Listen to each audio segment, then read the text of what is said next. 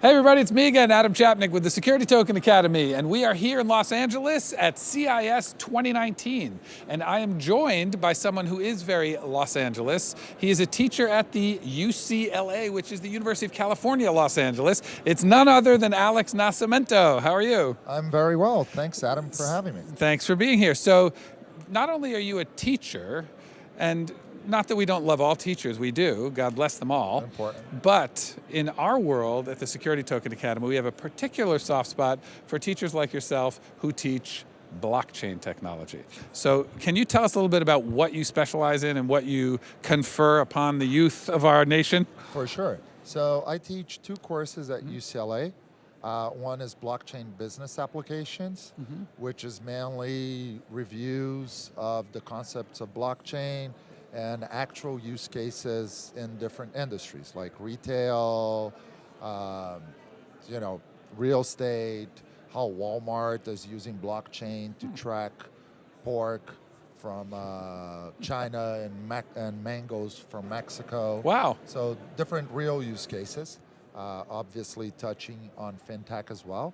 And then now we are doing the first security token seminar at UCLA. Ooh. And I'm going to do a shameless plug here. Yeah, It's please. on May 3rd and 4th. Please Google blockchain UCLA. You're going to see the course offering. It's open to the public. That was one of our biggest focuses at UCLA Blockchain Lab, was that we could offer courses that were not only restricted to UCLA students. Fantastic. And then on that seminar, May 3rd and 4th of this year, we're going to review how security tokens are going to revolutionize the business world and the financial industry. Wow. Well, without calling it a spoiler, what do you think is the promise of a security token in the business and financial industry? How do we think it's going to be a revolutionary impact? There are many things that I think are going to be revolutionary, but some of the low-hanging fruits are obviously you're going to significantly minimize the cost of back office and paper transaction, which is huge for financial institutions. Absolutely. You're going to have democratization of investments.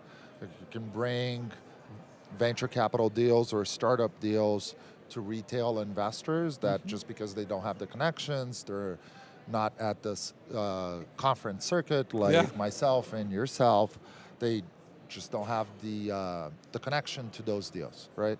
And then obviously tokenization of different assets that are naturally or traditionally illiquid assets, or assets that don't have a lot of liquidity. Right. Like art, collectible cars, real estate, or capital intensive projects like building a commercial building. Got it. Okay, so what are the barriers to achieving some of these like revolutionary effects, do you think?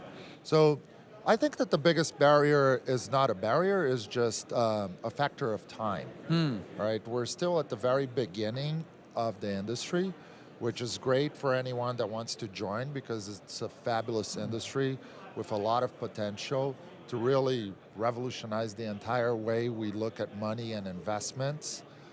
So there's a lot of space for bright minds out there to join the industry. I'd like to welcome everyone.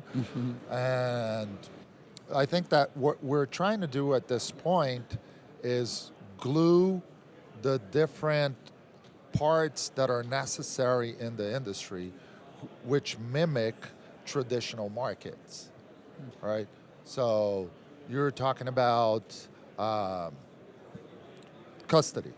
Right? Custody is necessary for you to bring institutional investors. After custody, you need to have legal teams that understand the compliances necessary of issuing a security token on the blockchain.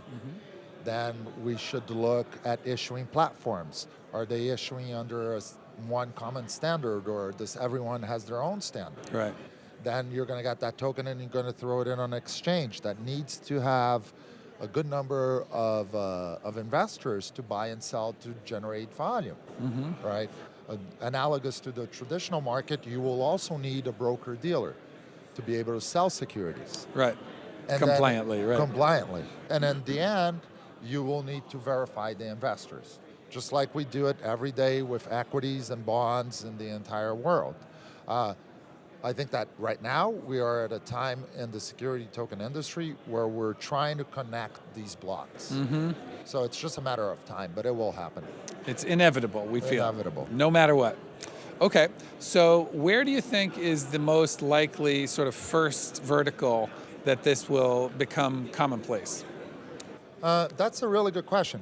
I would say that, traditionally, real estate is a low-hanging fruit. Yeah. I'm sure you interviewed other people here, like my friend Ben Tsai, who is a big proponent of that, because you need capital. The people who invest in real estate projects are accustomed to writing large checks, and via a tokenized share of a real estate project, you can disperse the way you do fundraising for a project. You can facilitate the payments and the distributions of that project. Right.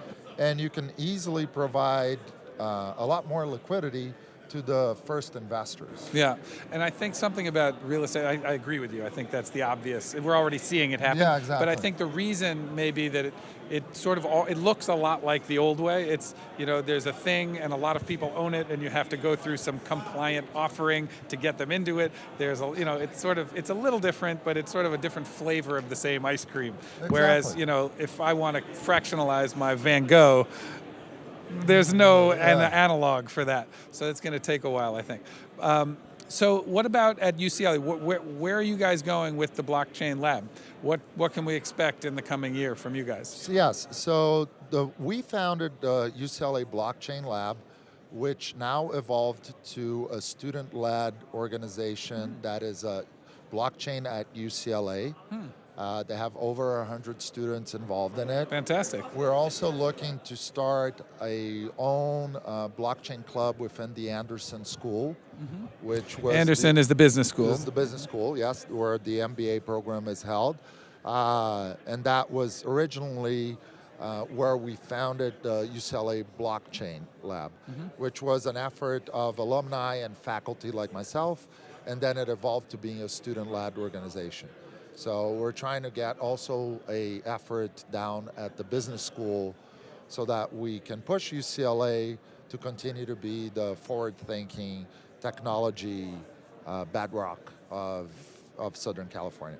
Amen. Well, as a UCLA neighbor, I wish you all the luck in the world. Please come back and keep us posted on what's going on. Yeah, thanks for having me. I really appreciate it. Great seeing you. Great seeing you too.